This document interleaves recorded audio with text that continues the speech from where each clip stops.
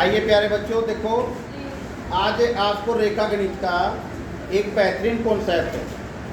समांतर रेखाओं को यदि एक तिर्यक रेखा कट करती है तो उसके पास विभिन्न प्रकार के हमारे एंगल्स बनते हैं। उन एंगल्स को समझेंगे और उनसे बहुत सारे सवाल आपके दूर होंगे, सरल हो जाएगी। देखिए, मान लो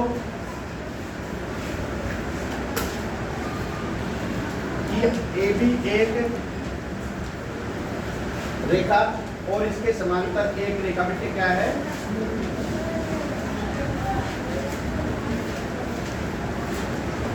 C D.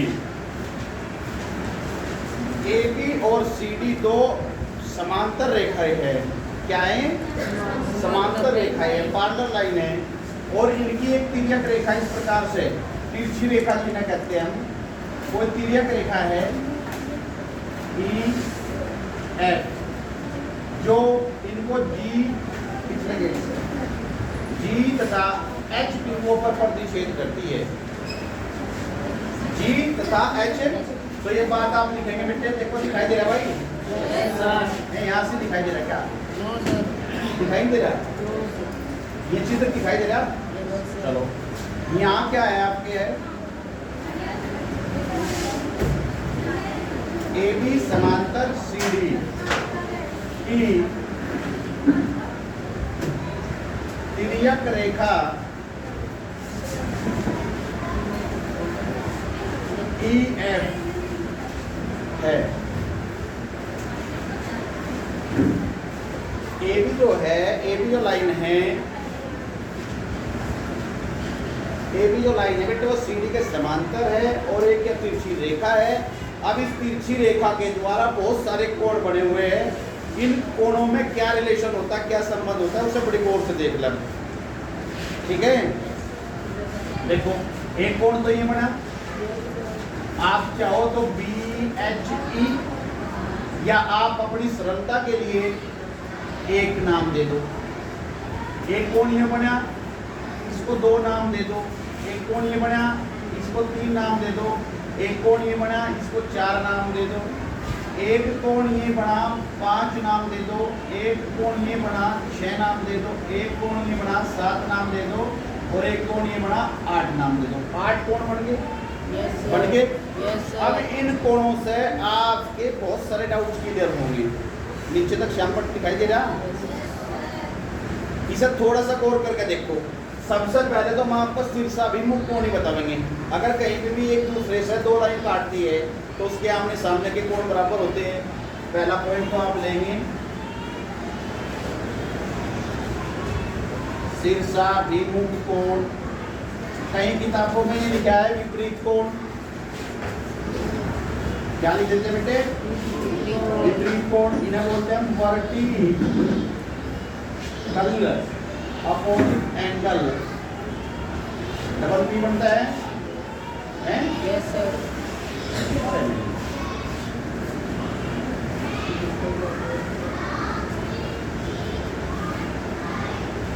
Vertically opposite angle जो होंगे, शीर्षाभिमुख कोण कौन कौन से होंगे? देखो बेटे, दो के सामने, एक के सामने, 8 के सामने, 5 के सामने, 7। तो ऐसे लिखना आपने कि एंगल ए बराबर होगा एंगल 3, एंगल 2 बराबर होगा एंगल 4, और मेरे भाई एंगल 5 बराबर होगा एंगल 7, और एंगल 6 बराबर होगा 8। तो ये सारे युग्म जो है, इनके लिए प्रतिबंध नहीं है कि पैरेलल लाइन होनी चाहिए। इनके लिए तो प्रतिबंध हुआ है कि दो लाइन आपस में एक दूसरे को इंटरसेक्ट करे, प्रतिच्छेद करती हो, तो उनके आमने सामने के कोण। एक पॉइंट क्लियर? यहाँ से दिखाई दे रहा है मेरे भाई? Yes sir. दूसरा पॉइंट क्या लेंगे मेरे बाबू?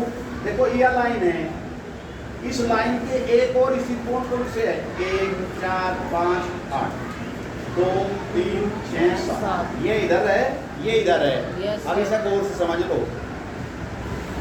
ये कितना महत्व करेगा आपकी सवालों को निकालने में, अब तुम्हें पता लग जाएगा। ये सारा निचोड़ है आपकी बुक का। 1, 4, 5, 8 एक साइड में है। तिर्यक रेखा के एक और स्थित तिर्यक रेखा के दूसरी ओर स्थित, अच्छा तिर्यक रेखा के अंदर अंदर स्थित कोण से, इधर कोण से, इन्हें बोलते हैं हम अंत्यकोण। क्या बोलते हैं, अंत्यकोण। और इनके लिए पैरेलल लाइन जरूरी है, और अंत्यकोणों का योग 180 डिग्री होता है। क्या होता है, 180 डिग्री। हाँ, अंत्यकोणों का योग कितना होता है, 180 डिग्री। तो अंत्यकोण युग्म, अंत्यकोण, इन्हें क्या बोलते हैं हमें, इंटीरियर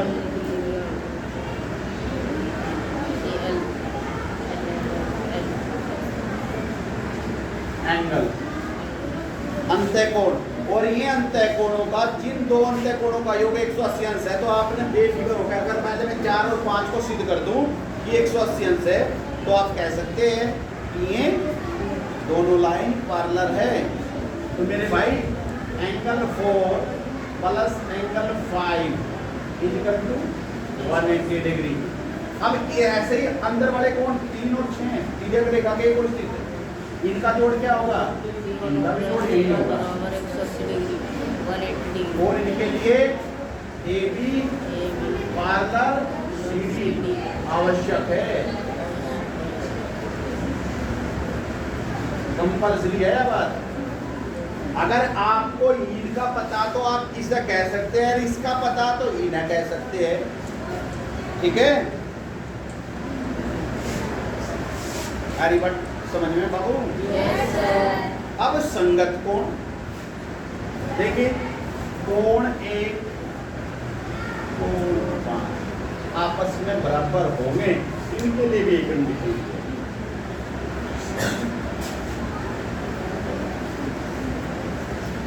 संगत कोण, इन्हें क्या बोलते हैं हम, क्रॉसपोंडिंग एंगल।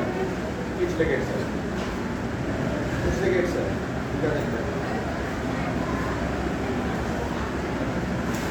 क्रॉसपोंडिंग एंगल, संगत कोण, ये आपस में बराबर होंगे, इनके लिए भी अति आवश्यक है कि ये भी पैरेलल सीडी हो तभी बराबर होते हैं जी। समस्या है कुछ, चलो नहीं दिया ये देख हैं, थोड़ा सा नीचे। थोड़ा सा नीचे मत, थोड़ा सा समझा दें।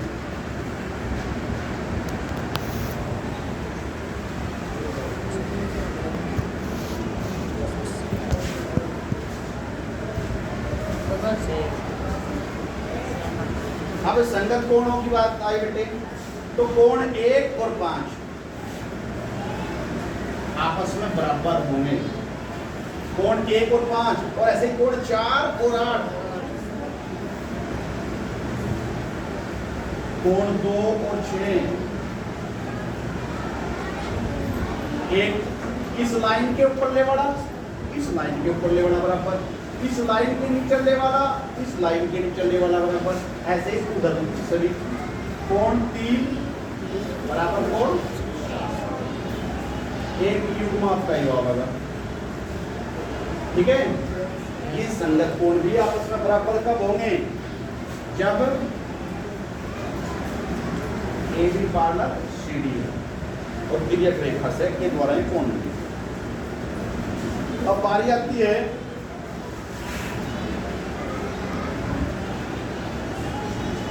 इन्हें कोई इंटीरियर एंगल कहता है मेरे बाबू। अब बारी किसकी आवा है मेरे भाई, तीसरा है क्या, फर्स्ट सेकंड थर्ड, ये थर्ड था। अभी 4 नंबर पर बात आई, दिखाई दे रहा होगा बेटे। अब बात करते हैं अंत्य एकांतर कोण, अंत्य एकांतर कोण, इन्हें क्या कहेंगे हम, interior alternate angle, interior alternate angle. अब अल्टरनेट का मतलब यहाँ दिखाई दे रहा है भाई साहब, संपट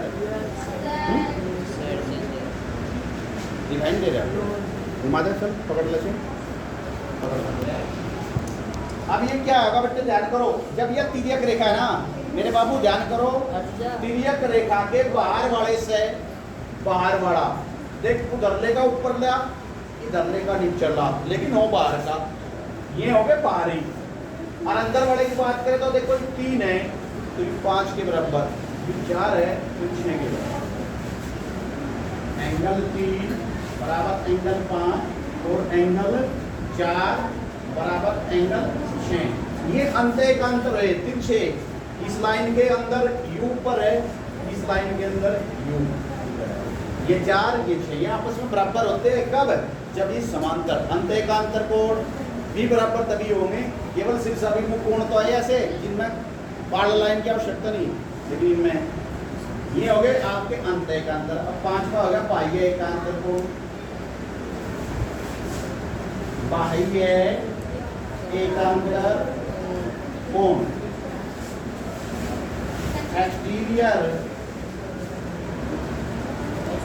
अंतर let angle.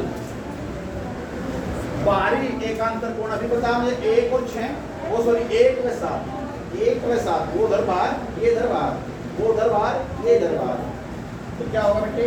Angle 1 equal angle 7 और एंगल 2 इक्वल एंगल 8। ये बाहरी एकांतर कोण है। आपने पता लग गया यदि दो लाइन पैरेलल है तो अंतः कोणों का योग 180 अंश होगा। संगत कोण आपस में बराबर होंगे, अंतःएकांतर कोण भी बराबर होंगे, बाह्य एकांतर कोण भी बराबर होंगे। ठीक है, यहाँ तक समझ में आई? तो हमारी वीडियो को भाई लाइक और सब्सक्राइब जरूर करो और ज़्यादा से ज़्यादा सब्सक्राइब करो। अब हम अपने बच्चों से मिलाते हैं आपको, है ना? ठीक है, बच्चे बहुत लाइक सब्सक्राइब कर रहे हैं मेरे। हाँ जी, आज अकेले ही हो? ये पीछे बैठे, क्या नाम इसका? नु कह रोज करो जी में। ठीक है बेटे, ज़्यादा से ज़्यादा करोगे शेयर वीडियो को। धन्यवाद।